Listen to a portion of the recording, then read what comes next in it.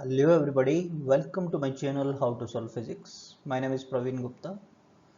आज हम एस वर्मा की वॉल्यूम सेकंड का chapter 29 electric field and potential की ऑब्जेक्टिव क्वेश्चंस डिस्कस करने जा रहे हैं। तो चलिए शुरू करते हैं। ऑब्जेक्टिव क्वेश्चंस दो पार्ट में बटे हुए हैं। ऑब्जेक्टिव फर्स्ट जो कि सिंगल चॉइस है यानी सिंगल करेक्ट, और दूसरा है ऑब्जेक्टिव सेकंड जिसमें कि मल्टीपल करेक्ट हो सकते हैं। तो चलिए आगे बढ़ते हैं अपन। वेरी फर्स्ट क्वेश्चन स्क्रीन पर आपके सामने है। पहले ध्यान से क्वेश्चन को पढ़ लीजिए। क्या है, पहले क्वेश्चन को समझना जरूरी होता है। इलेक्ट्रिक फील्ड लाइन से रिलेटेड एक डायग्राम है, स्क्रीन पर आपको नजर आ रहा है, और आपसे रिलेशन पूछा है कि कौन सा करेक्ट है यहाँ पर। फाइन। अब सबसे पहले देखिए फ्लक्स होता क्या है। Electric flux phi E cos theta. यदि हम फ्लक्स लेना चाहें परपेंडिकुलर सरफेस तो मैं इसको कॉस जीरो कह दूंगा, नॉर्मल के अलाउंग हो गया, इसलिए कॉस जीरो तो 1 हो गया। और फाई होता क्या है? फाई होता है number of lines of forces, या इलेक्ट्रिक फील्ड लाइंस भी इसको समटाइम हम लोग रिप्रेजेंट करते हैं, ये number of electric lines of forces. Fine. तो ये मेरे पास में बेसिकली नंबर को रिप्रेजेंट कर रहा है। एन आई, एन क्या है यहाँ पर? Number of electric lines of forces, number of electric lines of forces. Fine, okay. तो अब यदि मेरे को इलेक्ट्रिक फील्ड को जज करना है तो क्या मैं ऐसा कह सकता हूं, it is N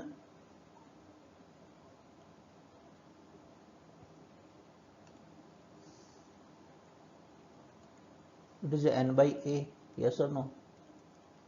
it is n by a। Check कीजिए, क्या ये n by a है? n by a, a cross sectional area, right. अब क्या करते हैं, देखिए यहां से इलेक्ट्रिक फील्ड जज करना है मेरे को पॉइंट ए बी सी पर। ए के अराउंड में एक क्रॉस सेक्शनल एरिया जूम कर रहा हूँ, एरिया, और जितना ए के पास ले रहा हूँ उतना ही बी के अराउंड ले रहा हूँ। छोटा बड़ा दिखाई दे तो मान के चलिएगा बराबर है, इतना ही सी। अब मैंने एरिया ऑफ क्रॉस सेक्शन बराबर ले लिया तो ई डायरेक्टली प्रोपोर्शनल रह गया नंबर ऑफ लाइंस के। यस और नो? अब आप देखिए ए से कितनी लाइंस पास हो रही है? 3। सी से कितनी पास हो रही है? 3। और बी से केवल एक सिंगल लाइन पास हो रही है। ए और सी से तो बराबर हो रही है ना, ए और सी से बराबर हो रही है, तो ए और सी पर तो इलेक्ट्रिक फील्ड समान होगा। और बी पर वीकेस्ट फील्ड हमारा होगा। क्लियर है? तो हमारा आंसर कौन सा हो जाएगा? सी। तो अल्टीमेटली अगर इनको हम समराइज करना चाहें बातों को, तो नंबर ऑफ लाइंस जो यूनिट क्रॉस सेक्शन एरिया से पास होती हैं perpendicular to the surface area, सबसे पहले वो तो हमको इलेक्ट्रिक फील्ड इंटेंसिटी का आइडिया देती हैं। किसका देती हैं? इलेक्ट्रिक फील्ड इंटेंसिटी का आइडिया देती हैं, राइट। दूसरे शब्दों में देखिए हम इसको ऐसा कंक्लूड कर सकते हैं कि जितना क्लोजर होंगे electric lines of forces, crowded जितना, वहां हमारे पास स्ट्रॉन्ग इलेक्ट्रिक फील्ड होगा, और जहां दूर दूर होंगी वो वीकर फील्ड होगा। एक एग्जांपल और लें और आप आंसर कीजिएगा। मान लीजिए मेरे पास में ऐसा इलेक्ट्रिक फील्ड है, लाइक दिस वे, और यहां एक पॉइंट ले लिया मैंने ए, और यहां पॉइंट ले लिया बी। तो अब बताइए कहां स्ट्रॉन्गर है? अनडाउटली ए पर, यहां पास पास है। वही आप चाहें तो क्रॉस सेक्शन एरिया लेकर देख सकते हैं। तो इसका आंसर क्या होना चाहिए? क्या ये होगा? E A is stronger than E B. Now I think it is clear. Fine. Next question पे चलते हैं। नेक्स्ट क्वेश्चन स्क्रीन पर आपके सामने है कि when the separation between the two charges is increased, the electric potential energy of the charge क्या होगा? क्या सेपरेशन बिटवीन टू चार्जेस को हम इंक्रीज करें तो पोटेंशियल एनर्जी के बारे में पूछा गया आपसे। वो तो इंक्रीज भी हो सकती है और डिक्रीज भी हो सकती है। कारण, मान लो मेरे पास दो चार्जेस हैं ये, फाइन। तो पोटेंशियल एनर्जी का फॉर्मूला क्या होता है? U equal to K Q1 Q2 by R. Yes और नो? फाइन। अब ये तो कह दिया हमको कि दो चार्जेस के बीच का सेपरेशन इंक्रीज कर रहे हैं, ठीक है। आर के बारे में तो कांस्टेंट बात कह दी। लेकिन Q1 Q2 की नेचर पे भी डिपेंड करेगा ना, Q1 Q2 पॉजिटिव हो सकते हैं, जैसे ये मैंने पॉजिटिव ले रखा है, ऐसा हो सकता है कि एक पॉजिटिव है नेगेटिव है तो प्लस हो सकता है माइनस हो सकता है, समझ में आ रही बात। तो वो इंक्रीज भी हो सकता है डिक्रीज भी हो सकता है, यस और नो। यू हमारा पोटेंशियल एनर्जी स्केलर क्वांटिटी होती है, तो उसमें फिर हम मैथमेटिकली जज करेंगे प्लस और माइनस के साथ में, कि प्लस प्लस है मान लीजिए, जैसे मान लीजिए प्रोटॉन प्रोटॉन है थोड़ी देर के लिए, और पर्टिकुलर आर को मैंने इंक्रीज कर दिया, तो ये दो प्रोटॉन के लिए बात कर रहे हैं हम, मैंने इंक्रीज कर दिया, इसको इंक्रीज कर दिया तो यू डाउन हो गया, कम हो गया। अब ये हो गया मेरा प्रोटॉन प्रोटॉन सेट के लिए, है ना, टू चार्जेस, बस टू चार्जेस बोला, कौन से ये नहीं, तो सारी पॉसिबिलिटीज लेना है। मान लीजिए एक प्रोटॉन और इलेक्ट्रॉन जैसा हमारे पास में है, तो एक प्लस है दूसरा माइनस है मेरे पास में, ठीक है। तो ये जो u है मेरा पर्टिकुलर, ये तो क्या था के ई स्क्वायर बाई आर, ठीक है। ये मेरे पास क्या आ जाएगा माइनस का के ई स्क्वायर बाई आर, है ना। यहां मैंने आर को इंक्रीज किया था तो u डिक्रीज हो गया था, यस और नो। लेकिन यहां मैंने इंक्रीज यदि किया आर को, ठीक है, तो ये विदाउट नेगेटिव साइन ये वैल्यू तो मेरा क्या हो जाएगा, अगर मैंने आर को इंक्रीज किया तो ये तो डिक्रीज होगी, लेकिन नेगेटिव में वैल्यू कम हो रही है, तो ये टोटल वैल्यू बढ़ जाएगी ना, यस और नो। तो हम क्या देख रहे हैं, मे इंक्रीज और decrease. Clear everybody, fine. Next question पे चलते हैं।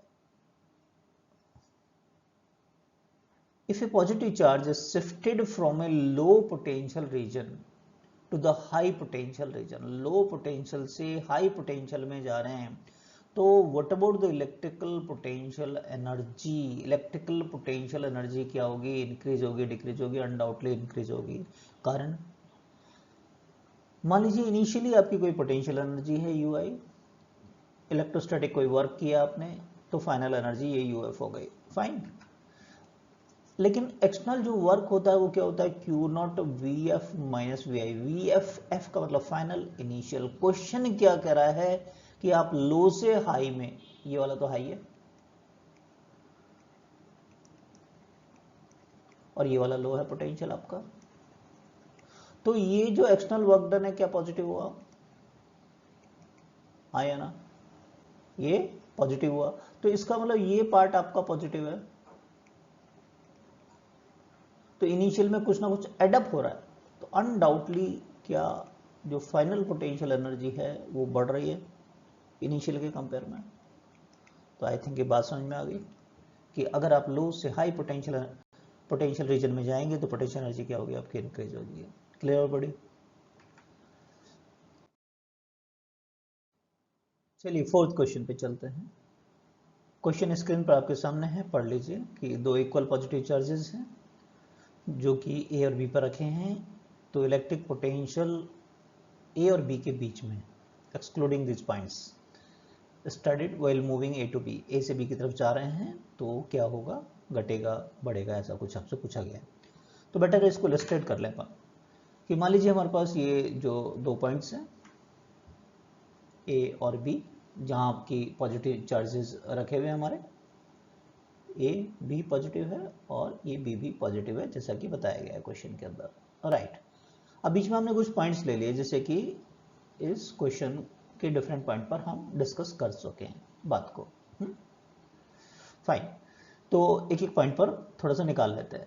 देखिए अगर मैं ए और बी की बात करूं, इंटरेस्टिंग बात यह केवल ए पॉइंट पर बोला नहीं है उस पर, तो ए पर होगा पोटेंशियल इन्फिनाइट, ये बड़ा इंटरेस्टिंग बात है। क्यों, ए का ए से डिस्टेंस कितना है, जीरो, और के क्यू बाई आर होता है, तो आर कितना हो गया, जीरो, तो यहां तो पोटेंशियल इन्फिनाइट होगा और यहां भी इन्फिनाइट होगा बी पर, बी के कारण, ठीक है। अब मैं सी डी और ई पर बात करता हूं, देखते हैं कम होता है क्या होता है। इन्फिनिटी तो वैसे बड़ा होता है तो उससे कम ही होगा, लेकिन अपन चेक करेंगे इस बात को, पोटेंशियल का फॉर्मूला निकाल। सी पॉइंट पर देखते हैं, सी पॉइंट पर ए चार्ज के कारण कितना हुआ, के क्यू बाई ए, और बी चार्ज से कितना डिस्टेंस है, थ्राइस, तो के क्यू बाई थ्री है, तो ये मेरे पास में कितना आ गया, के क्यू बाई ए का 4/3 टाइम्स यानी 1.33 टाइम्स। कितना टाइम्स हो जाएगा ये? 1.33 टाइम्स ऑफ के क्यू बाई ए, ठीक है ना? हाँ, के क्यू बाई ए, कोई इश्यू नहीं। इन्फिनिटी से 1.33 टाइम्स ऑफ के क्यू बाई ए हो गया, तो कम हुआ है। चलिए कोई बात नहीं, डी पे देख चेक करते हैं। डी पॉइंट के ऊपर दोनों से 2a डिस्टेंस है, इसे भी 2a, यहाँ भी 2a डिस्टेंस है, तो ये एडअप करेंगे तो कितना आ जाएगा के क्यू बाई ए। तो देखो इसके कंपेयर में और कम हो गया क्या? ये 1 ही टाइम्स रह गया बेसिकली। यस और नो? डिक्रीज हो रहा है, इन्फिनिटी से ये हुआ, फिर ये डिक्रीज हुआ। चलो अब थोड़ा सा और आगे चलते हैं, ई पॉइंट पर देख लेते हैं। ई पॉइंट पर बात करें तो बी पॉइंट से तो ए सेपरेशन पर है और ए से कितना है? थ्राइस है। तो ये दोबारा से देखो, फिर दोबारा से बढ़ गया क्या? ये 1.33 टाइम्स हो गया। ये सर नो? पहले कम हुआ और फिर बढ़ने लगा है, डिक्रीज देन इंक्रीज हो रहा है सर, राइट? तो यदि इसको ग्राफिकल हम इलस्ट्रेट करना चाहें तो देखिए ये इन्फिनाइट बता रहा है वैल्यू ए और बी पर, तो पहले कम होगा, ठीक है, मिड पॉइंट पर आया, ये जो मिनिमम हो जाएगा मिड पॉइंट के ऊपर, जैसा कि यहाँ मिड पॉइंट लिया हमने, ये मिड पॉइंट है, डी पॉइंट आपका मिड पॉइंट, यहाँ मिनिमम होगा और फिर बढ़ने लग जाएगा, ठीक है। तो करेक्ट ऑप्शन क्या होगा? हमारा आंसर क्या हो जाएगा? डी, कि first decreases potential then increase. I think it is very much clear to everybody. Next question पे चलते हैं। नेक्स्ट क्वेश्चन आपके पास है, the electric field at the origin is along the positive X axis. Positive X axis के along है, जैसा कि ये एरो से दिखाया गया है, ठीक है। अब आपके पास कुछ पॉइंट्स हैं ए बी सी डी, जैसा कि मैंने डायग्राम में इलस्ट्रेट किया है यहाँ पर कोऑर्डिनेट एक्सिस पर। ए के कोऑर्डिनेट हो गया A0, ए रेडियस का एक सर्कल हमने ड्रॉ कर लिया बेसिकली। दूसरा बी पॉइंट है 0 ए कोऑर्डिनेट, सी पॉइंट हो गया -A0 और 0 -A। तो ये करें आपको, out of the points on the periphery of the circle the potential is minimum. देखिए सबसे पहले इलेक्ट्रिक लाइंस ऑफ फोर्सेस जो मूव करती हैं हमारी हाई इलेक्ट्रिक फील्ड से लोअर इलेक्ट्रिक फील्ड की तरफ मूव करती है। इलेक्ट्रिक लाइंस ऑफ फोर्सेस की जो डायरेक्शन होती है वो हाई पोटेंशियल से लो की तरफ मूव करती है, एक बात, ओके। तो डायरेक्शन एक्स एक्सिस के अलॉन्ग ये वाली बताई गई है, तो इसका मतलब क्या ये हो गया कि सी पॉइंट पर तो हाईएस्ट होगा, VC is maximum, VC maximum होगा, ए मिनिमम होगा, ए पॉइंट मिनिमम होगा। कल को आपसे पूछे व्हाट अबाउट द बी और डी, बी और डी देखिए ए की पोटेंशियल पर कहलाएंगे, बी और डी पर पूछा नहीं है ऐसा, लेकिन पूछ लिया जाए पोटेंशियल क्या हुआ? इक्वल। फिलहाल हमसे बोला है मिनिमम पोटेंशियल, मिनिमम पोटेंशियल, तो मिनिमम पोटेंशियल कहाँ पर है भाई? ए पॉइंट के ऊपर है, तो आपका आंसर क्या होगा यहाँ पर? ए, यानी ए पॉइंट पर क्या होगा? हमारा पोटेंशियल मिनिमम होगा। क्लियर? क्यों? कि direction of electric field is perpendicular to the equipotential surface, और वो हायर पोटेंशियल से लोअर पोटेंशियल की तरफ होता है। एग्री? नेक्स्ट क्वेश्चन पे आइए। If a body is charge by rubbing, rub करके एक बॉडी को चार्ज करते हैं, तो what about its weight mg, क्या मास में कोई चेंज होता है? भाई अब जब आप किसी बॉडी को रब करते हैं तो क्या करते हैं? इलेक्ट्रॉन का ट्रांसफर होता है, तो mass of the body change होता है। क्यों? इलेक्ट्रॉन ट्रांसफर हो रहे हैं, एक से कम हो रहे हैं, दूसरे पे ज्यादा होते हैं। इलस्ट्रेट करते हैं इसको। मान लो एक न्यूट्रल बॉडी है आपके पास, उसका मास है m रब करने से पहले, और यदि इस पर इससे इलेक्ट्रॉन चले गए, इलेक्ट्रॉन चले गए, कम हो गया, तो कुछ ना कुछ तो मास कम हुआ है ना, स्लाइटली डिक्रीज हुआ है, नहीं हुआ है? बताइए। हाँ, और जिस बॉडी को गए हैं दूसरे के साथ रब किया है अपन ने, जो कि नेगेटिवली चार्ज हो गई है बॉडी, उस पे इलेक्ट्रॉन आ गए हैं, तो कुछ ना कुछ मास इंक्रीज हुआ है ना, ये सब। तो आपसे जस्ट ये बोला if a body charge by rubbing, तो क्या वेट बढ़ेगा घटेगा? अगर वो पॉजिटिव चार्ज गेट कर रहा है तो उस केस में कम हो जाएगा, में डिक्रीज स्लाइटली, स्लाइटली क्योंकि इलेक्ट्रॉनिक मास है ना ये, तो तो ये जो मास है डेल्टा एम आपका, वो इलेक्ट्रॉनिक मासेस है, तो वो बहुत ही कम होगा, लेस होगा ना, इसलिए स्लाइट वर्ड आ रहा है। क्लियर है? और अगर वो नेगेटिवली चार्ज हुई है बॉडी जिसकी बात हो रही है, तो वो स्लाइटली उसका मास इंक्रीज हो जाएगा, तो D is the correct option. Clear already? Next question screen पर आपके सामने है। ये एक इलेक्ट्रिक डाइपोल है जिसे यूनिफॉर्म इलेक्ट्रिक फील्ड में रखा जा रहा है। तो नेट इलेक्ट्रिक फोर्स क्या होगा? ठीक है, एक डाइपोल यानी कि एक पॉजिटिव और नेगेटिव चार्जेस हैं हमारे पास में कुछ सेपरेशन पर, और इसको रख दिया uniform electric field. Uniform electric field को हम पैरेलल लाइंस ऑफ फोर्सेस से दिखाते हैं। ठीक बात है? तो क्या कुछ ऐसे फोर्सेस लगेंगे, इलेक्ट्रिक फील्ड का डायरेक्शन ये है, तो पॉजिटिव चार्ज पे तो इसी के डायरेक्शन में लगेगा, और माइनस पर अपोजिट डायरेक्शन में। तो नेट की बात कर ले अपन, नेट फोर्स, नेट की बात हो रही है यहाँ पर। तो देखिए ये प्लस डायरेक्शन में है आपका, अगर मैं वेक्टर सम करना चाहूँ तो आई कैप कर दूँ इसको, और दूसरा माइनस आई कैप के डायरेक्शन में है एक तरीके से। नहीं तो क्या ये जीरो हो गया? तो नेट फोर्स कितना होगा? जीरो। ये सुनो, तो आंसर क्या होगा आपका? The A is the correct answer, it is always zero. Clear है बात? नेक्स्ट क्वेश्चन पर आइए, क्वेश्चन को पढ़िए ध्यान से। Consider the situation of the figure, the work done in taking a point charge P2A is WA, P2B WB and P2C is the WC, और इनमें एक रिलेशन।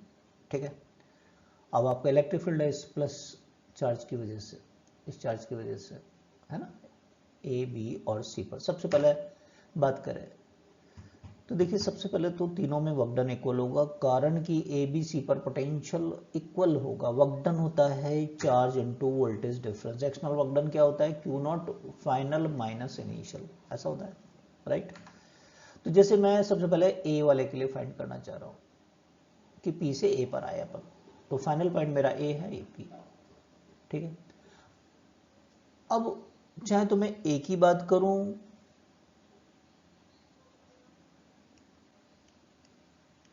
या बी की बात करूं या सी पॉइंट की बात करूं, तीनों पर पोटेंशियल की वैल्यू क्या के क्यू बाई आर है, अगर इसका रेडियस अपना सेमी सर्किल का आर है तो, यस और नो है। तो ये इस पॉइंट पर सभी के लिए बराबर है, और पी पॉइंट एक कांस्टेंट पॉइंट है जहां से लेके आ रहा है, तो तीनों पे वर्क डन इक्वल हो गया। तो क्या अनडाउटली हो जाएगा, यस और नो? क्लियर? नेक्स्ट क्वेश्चन पे आइए। A point charge Q is rotated along a circle in the electric field generated by the another point charge। एक दूसरा चार्ज है जो कि जनरेट कर रहा है आपका। याद करो, कंजर्वेटिव फील्ड है ये। तो कंजर्वेटिव फील्ड में एक साइकिल में चलने में जो वर्क डन होता है वो जीरो होता है। पॉइंट चार्ज की rotate along a circle in A electric field generated by another point charge, the work done electric field on the rotating the charge one complete rotation, right. It is not necessary one complete rotation पर, yes it's okay कि पूछा है कि one complete rotation पे zero है। अगर पूरा complete rotation पे नहीं पूछे तो भी जीरो ही है। देख लेते हैं, मान लो इस प्लस चार्ज की वजह से इलेक्ट्रिक फील्ड है, इसके दो पॉइंट ले लेता हूं मैं, ए और बी। ये टेस्ट चार्ज है मेरा। तो ए और बी पर क्या पोटेंशियल इक्वल नहीं है? हाँ या ना? ए और बी पर क्या पोटेंशियल इक्वल नहीं है? ए और बी पर क्या इनिशियल फाइनल? ए से ए पर आओ तो है ही, कोई इश्यू ही नहीं है। तो क्या ये है के क्यू बाई आर, रेडियस मान रहे हैं इसके अपन सर्किल के। और वर्क डन का फॉर्मूला क्या होता है आपका? W, एक्सटर्नल वर्क डन की बात हो रही है, test charge final minus initial. Electrostatic field is a conservative field, तो कंजर्वेटिव फील्ड में पाथ पर डिपेंड वैसे भी नहीं करता, इनिशियल टू फाइनल। तो इनिशियल और फाइनल कोई से भी 2 पॉइंट ले लें आप, जैसे ए से पूरे इस क्वेश्चन की बात करें, ए और ए, ये भी ए पॉइंट है, ये भी ए पॉइंट है, तो पोटेंशियल वैसे ही बराबर है, तो अनडाउटली कितना होगा, 0 होगा। तो हम यहाँ पर ये कह रहे हैं इवन पूरे साइकिल की बात नहीं करें तो भी 0 होगा। क्लियर है? पोटेंशियल डिफरेंस वैल्यू कितनी हो जाएगी इसकी, 0। क्लियर? अब हम इसका सेकंड डिस्कस करते हैं, ऑब्जेक्टिव सेकंड के questions. Very first question screen पर आपके सामने है, देखिए जरा, पढ़ लीजिए पहले ध्यान से। Mark out the correct option. पढ़ लीजिए, चारों ऑप्शन पर नजर डालिए, थोड़ा सा हिंट देते हैं। Conservation of charge, isolated system पर charge neither be created nor be destroyed. हमेशा कितना होता है, वो कांस्टेंट बना रहता है, जितना है उतना ही बना रहता है। सिस्टम की बात करें, हमेशा पेयर में होता है, ध्यान दीजिए। तो ए वाला ऑप्शन होगा क्या, जब भी बॉडी को, मान लो एक एग्जांपल ले लेते हैं, रब कर रहे हैं अपन, तो एक से इलेक्ट्रॉन दूसरे को जा रहे हैं, पेयर में होगा हमेशा। मान लीजिए 2 बॉडी है मेरे पास में, यूनिवर्स में जब भी चार्ज जनरेट होगा तो पेयर में, पेयर का मतलब क्या होगा कि इससे इलेक्ट्रॉन निकल रहे हैं, इससे माइनस हो रहे हैं, इसको प्लस हो रहे हैं। पहले 0 था, बाद में भी 0 रहेगा। तो अगर आइसोलेटेड सिस्टम हो गया तो हमेशा वो पेयर में होता है, तो कांस्टेंट ही बना रहता है, पहले जैसे सिस्टम का 0 बाद में भी 0 रहेगा। तो is the correct option. Clear है? नेक्स्ट पढ़िए ध्यान से। A point charge is brought in electric field, electric field में लेके आ रहे हैं। The electric field at a nearby point, किसी इलेक्ट्रिक फील्ड में चार्ज को ला रहे हैं। भाई चार्ज अपना भी फील्ड जनरेट करेगा, तो आप सुपरपोज करोगे फिर उसको, है ना। तो इंक्रीज भी हो सकता है, डिक्रीज भी हो सकता है कि वो चार्ज कौन सा है, पॉजिटिव है कि नेगेटिव है, हाँ या ना। क्या होगा कि जब आप एग्जिस्टिंग इलेक्ट्रिक फील्ड में चार्ज को लेके आ रहे हैं, ठीक है, मान लो ये इलेक्ट्रिक फील्ड है आपका कोई, और प्लस चार्ज की वजह से है, राइट। तो अब आप जो लेकर आ रहे हैं, डिपेंड करेगा क्या लेके आ रहे हैं, प्लस क्यू लेके आ रहे हैं, वो अपना जनरेट कर रहा है, या माइनस क्यू जनरेट हो रहा है। मेरे को जो नेट इलेक्ट्रिक फील्ड की बात करेंगे, तो मेरे को तो वो तो सम अप करना पड़ेगा ना नेट के लिए। नेट जो इलेक्ट्रिक फील्ड होगा एग्जिस्टिंग, पहले इनिशियल वाला, इनिशियल कर देता हूँ जो भी है, और अब जो इलेक्ट्रिक फील्ड जो चार्ज लेकर आए हैं उसकी वजह से क्यू चार्ज लेकर आ रहे हैं, ठीक है। ये प्लस भी हो सकता है, माइनस भी हो सकता है। तो आपका ऑप्शन क्या, सी और डी करेक्ट आएगा। सी क्या है, may increase if the charge positive है, और may decrease if the charge negative है। क्लियर है बात? नेक्स्ट क्वेश्चन पे आइए। The electric field and the electric potential at a point E V, बड़ा अच्छा क्वेश्चन है, ध्यान दीजिएगा। ये कुछ ऑप्शन कह रहा है ई और वी से रिलेशन की, एक चीज 0 है तो दूसरा 0 होगा कि नहीं होगा। तो बेटर है इसको, कोई हमें रटना तो है नहीं, कुछ एग्जांपल्स ले लेते हैं अपन इसको समझने के लिए, ठीक है। पहले देखिए ए और डी एक ही जैसे हैं, अगर आप देखें तो इसके लिए एक ही एग्जांपल काफ़ी है। एक मैंने स्क्वायर ले लिया, ठीक है, और मैं सेंटर पे फाइंड करने की कोशिश करता हूँ। सारे कॉर्नर पर प्लस क्यू रख लिया थोड़ी देर के लिए, ओके। तो अगर मैं वोल्टेज की बात करूँ तो पोटेंशियल तो स्केलर होता है, तो सबकी वजह से के क्यू बाई आर, तो ये प्लस में आएगा जो कि नॉन जीरो होगा, यस और नो। अच्छा, इलेक्ट्रिक फील्ड की बात करूं मैं यदि, तो देखिए इस चार्ज की वजह से अवे फ्रॉम दिस ये हो गया, इसके अपोजिट इस चार्ज की वजह से इधर हो गया, तो एक दूसरे को कैंसिल कर दिया इसने। इसी तरीके से ये एक दूसरे को कैंसिल करेंगे और इलेक्ट्रिक फील्ड कितना आ जाएगा, 0। तो ये एग्जांपल क्या कह रहा है हमारा कि E 0 है, यस और नो, लेकिन वोल्टेज 0 नहीं है, यस और नो। तो ये तो कह रहा मस्ट बी 0, तो गलत हो गई क्या बात ये, हाँ या ना। अब मैं इस डी ऑप्शन के बारे में डिस्कस करना चाहूंगा।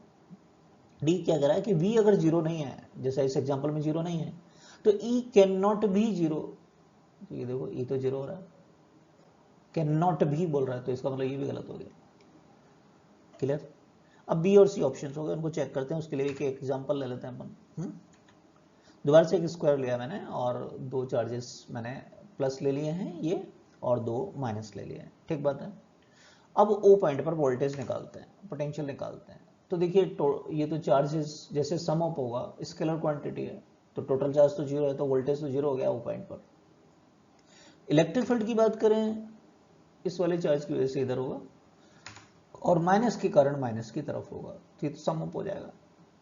ओके, अब ये वाला सेट और ये वाला सेट रह गया आपका, है ना। तो अवे और ये माइनस के कारण तो माइनस की तरफ हो गया है, और प्लस के कारण इस तरफ हो गया है। अब इनका रिजल्टेंट है क्या, बिल्कुल बाइसेक्टर से जाएगा बीच में से, यस, इधर से कोई आएगा। और ये जो इलेक्ट्रिक फील्ड होगा आपका, ये तो नॉन जीरो हो रहा है, कोई कैंसिल नहीं हो रहा है, यस और क्लियर है। अब आपके ऑप्शन बी और सी पर आइए। बी ऑप्शन क्या कह रहा है, वी जीरो है, यस, हमारा वी जीरो है, यस, और ई मस्ट भी जीरो, ये तो नॉन जीरो है, गलत हो गई ना बात। सी पे आ जाओ, if E is not zero, yes, E is not zero, तो V can not be zero, और वी जीरो हो रहा है, ये सब ये भी गलत हो गया। तो इसका मतलब तो ये तो चारों ही गलत हो गए। आंसर क्या हो गया, ना।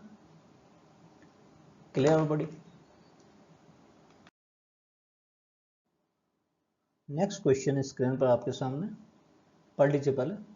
The electric potential decreases uniformly from 120 volt to 80 volt as one moves on x-axis from -1 to +1 centimetre. तो electric field at the origin, ठीक है। इलेक्ट्रिक फील्ड और पोटेंशियल में रिलेशन क्या होता है, E equal to minus D P by D R, और इसके कंपोनेंट हो सकते हैं, तो हम इसको ऐसा लिख लेते हैं। तो सबसे पहले तो x की बात कर लेते हैं, ये x कंपोनेंट को रिप्रेजेंट कर रहा है, ये वाला पार्ट। तो Ex की बात करें तो minus del V, del actually difference को रिप्रेजेंट करेगा, डेल एक्स, ये चीज है मेरे पास, है ना। फाइनल 80 माइनस 120, ठीक है, प्लस 1 माइनस माइनस, ये सेंटीमीटर ले रहे हैं नीचे हम, ठीक है। तो ये मेरे पास में हो गया ऊपर माइनस मल्टीप्लाई बाई माइनस का 40 वोल्ट है,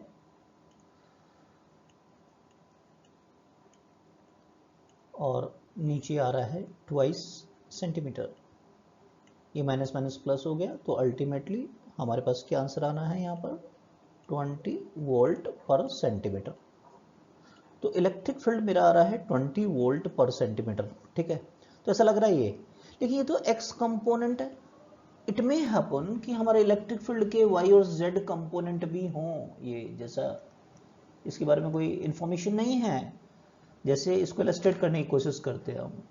तो फिर उस केस में ध्यान दीजिए, इससे ज्यादा भी हो सकता है। ज्यादा ही क्यों होगा, देखो डायग्राम को देखो जरा। मान लो इलेक्ट्रिक फील्ड ये है हमारा, तो एक्स कंपोनेंट तो बहुत अच्छी बात है कि 20 वोल्ट पर सेंटीमीटर आ गया, लेकिन अगर इसके एक्स और वाई कंपोनेंट भी हैं, उस केस में जो नेट इलेक्ट्रिक फील्ड आएगा उसको मुझे इसका मैग्नीट्यूड ऐसे निकालना होगा, एक्स का स्क्वायर, वाई का स्क्वायर और जेड कंपोनेंट का स्क्वायर, जिसकी इंफॉर्मेशन क्वेश्चन में नहीं है। ये नॉन जीरो है, ये वाला पार्ट भी है, ये प्लस हो रहा है इसके साथ में 20 वोल्ट, तो हमेशा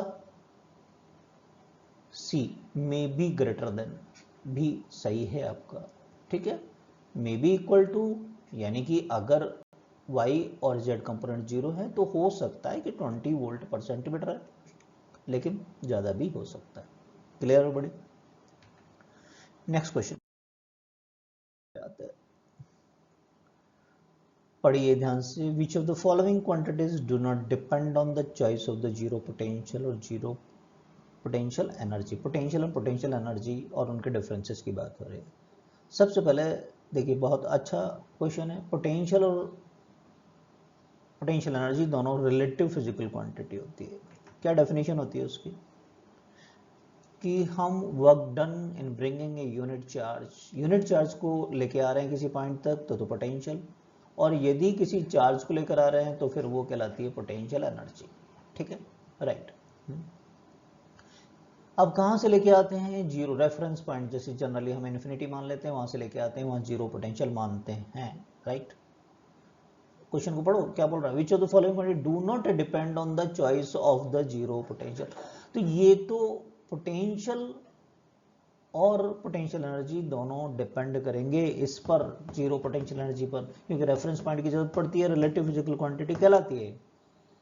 लेकिन जहां तक डिफरेंस का सवाल है, अब जब आप डिफरेंस लेते हैं तो एक दोनों, अब कोई सा भी आर्बिट्री पॉइंट ले लें, वहां पर जीरो नहीं लेकर कुछ भी ले लिए, ठीक है, तो डिफरेंस लेंगे ना तो माइनस ही करना है ना आपको, तो दोनों माइनस होगा इनिशियल। जैसे मान लीजिए एक्स है, वहां पर वैल्यू जीरो नहीं है, तो पहला इनिशियल में भी प्लस एक्स है, जैसे v प्लस एक्स कह दिया मैंने, और फाइनल में ये एक्स है। तो जब मैं डिफरेंस लूंगा तो क्या फर्क पड़ता है कि x की वैल्यू क्या है, बस समझ में आ रही है? पोटेंशियल डिफरेंस, ऐसे पोटेंशियल एनर्जी का डिफरेंस, तो x से x कैंसिल हो जाएगा अल्टीमेटली, कोई मैं जीरो लूं या कुछ और लूं क्या फर्क पड़ता है, बस समझ में आया? तो डिफरेंस जो भी है, चाहे either the change in the potential energy की बात कर लूं या पोटेंशियल के डिफरेंस की बात कर लूं, ठीक है, तो आंसर क्या हो जाएगा मेरा, बी एंड डी। या तो चेंज इन पोटेंशियल एनर्जी की बात कर लूं या पोटेंशियल डिफरेंस की बात कर लूं, वो आपके इस जीरो या रेफरेंस पॉइंट पर क्या वैल्यू है उस पर डिपेंड नहीं करेगा। Clear everybody? नेक्स्ट क्वेश्चन पे आइए।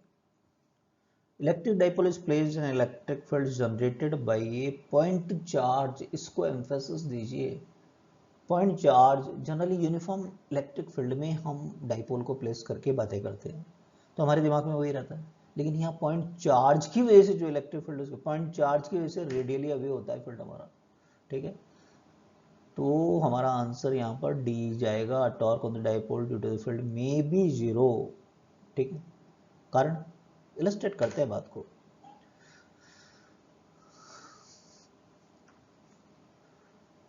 देखिए क्या है, यहां पर जो हमारा फील्ड है वो नॉन यूनिफॉर्म होता है, नॉन यूनिफॉर्म फील्ड।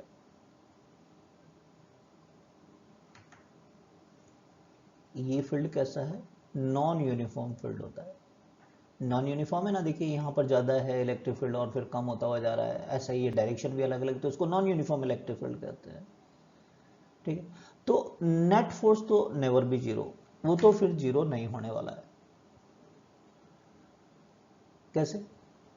कि मैंने सपोज डाइपोल यहाँ रखा, एग्जांपल के लिए यहाँ पे इस जगह रख दिया, इस डाइपोल को उठा के यहाँ पे, ठीक है, तो यहाँ पर माइनस क्यू E1 और इस पर जो लगेगा वो प्लस का क्यू E2, E1 E2 अलग अलग है और E1 ज्यादा है आपका, यस और नो, तो ये नॉन जीरो हो जाएगा, यस और नो, क्लियर है ना? तो नेट फोर्स तो कहीं भी हमारा जीरो नहीं होने वाला है। अब what about the torque, torque में क्या होता है भाई, पी क्रॉस ई,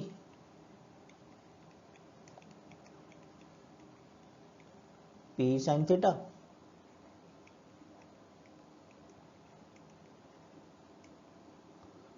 हाँ आपने अलाइंड कर दिया, इलेक्ट्रिक फील्ड से अलाइंड कर दिया, तो इस केस में थीटा जीरो हो गया आपका, ये 180 हो गया, तो उस केस में टॉर्क में भी जीरो, इट में भी जीरो, ये सब। तो torque on the dipole due to the field में भी जीरो, ये हो सकता है। दोबारा देखिए, net electric force on the dipole must be zero, तो क्या हमेशा जीरो, ये जीरो हुआ नहीं, मस्ट बी जीरो है, गलत हो गया, net electric force on the dipole में बी जीरो, क्या हो सकता है कहीं पे, नहीं पॉसिबिलिटी, क्योंकि ये क्या है, नॉन यूनिफॉर्म इलेक्ट्रिक फील्ड है, ठीक है, इस तरह की सिचुएशंस रहेंगी हमारी। सी है the torque of the dipole due to the field must be zero, नहीं, क्या हमेशा जीरो होगा, नहीं ऐसा नहीं होगा, जैसे आप अलग यहाँ रखिए, अलाइन मत कीजिए इसको, तो फिर उस केस में जीरो नहीं होगा। और डी के लिए मैंने बताया कि जब आप इसको अलाइन कर दें किसी इलेक्ट्रिक लाइंस के, तो उस केस में इट में भी जीरो, तो जीरो हो सकता है। क्लियर है ना बात? क्वेश्चन पर आइए। A proton and an electron are placed in uniform electric field. ध्यान दीजिए यूनिफॉर्म इलेक्ट्रिक फील्ड की बात हो रही है। तो electric force, acceleration, magnitude of acceleration, इनके बारे में बात हो रही है। किसमें? याद दीजिए यूनिफॉर्म इलेक्ट्रिक फील्ड में। तो भाई प्रोटॉन इलेक्ट्रॉन पे तो चार्जेस का मैग्नीट्यूड इक्वल होता है, और यूनिफॉर्म इलेक्ट्रिक फील्ड में क्या हुआ? क्यू। तो मैग्नीट्यूड ऑफ द फोर्स तो इक्वल ही होंगे इनके। देख लेते हैं इसको। यूनिफॉर्म इलेक्ट्रिक फील्ड को हम ऐसे शो करते हैं, parallel electric line of forces से। किससे शो करते हैं? Parallel electric lines of forces से, राइट। तो जैसे प्रोटॉन की बात करूं मैं तो प्लस ही कर दूंगा चार्ज।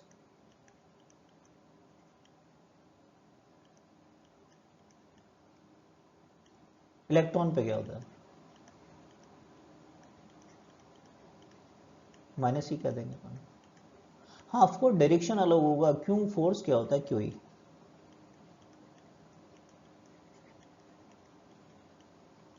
चार्ज अगर पॉजिटिव है तो इलेक्ट्रिक फील्ड की डायरेक्शन में, तो यदि ये प्रोटॉन है आपका तो फोर्स का डायरेक्शन ही होगा। यदि मैंने इलेक्ट्रॉन को रखा तो फोर्स का डायरेक्शन अपोजिट हो जाएगा। लेकिन बात हो रही है मैग्नीट्यूड, ये बी ऑप्शन की। मैग्नीट्यूड तो दोनों का क्या, ई इंटू कैपिटल ई आना है, दोनों का मैग्नीट्यूड तो इक्वली आना है, चाहे whether the proton is concern और इलेक्ट्रॉन इज कंसर्न, दोनों का मैग्नीट्यूड इक्वल है। तो B is the correct choice. Clear?